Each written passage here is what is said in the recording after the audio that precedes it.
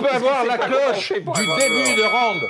Le Bitcoin, pourquoi c'est ce que vous défendez? Pourquoi vous pensez qu'à côté de ça, l'or, c'est vraiment bidon? C'est une innovation technologique sans précédent. C'est à l'origine de la blockchain. C'est une monnaie numérique décentralisée, sans tiers de confiance et avec une quantité finie. Les gens qui ont du Bitcoin, quand la confiance aura disparu, ils n'auront plus rien. Les gens qui ont de l'or, quand la confiance en l'or disparaîtra, si tant est qu'elle disparaisse, ils auront encore de ce métal. On a une liquidité qui est croissante. On a entre 20 et 50 milliards de dollars qui sont échangés par jour. On a une transférabilité instantanée sur le Bitcoin.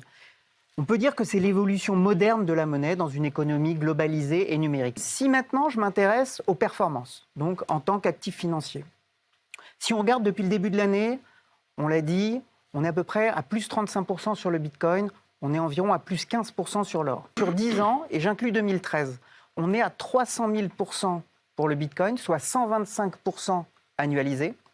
Et on est environ à 18% sur l'or, soit environ 2%. Mais il vous dit, ça fait des années que l'or fait rien.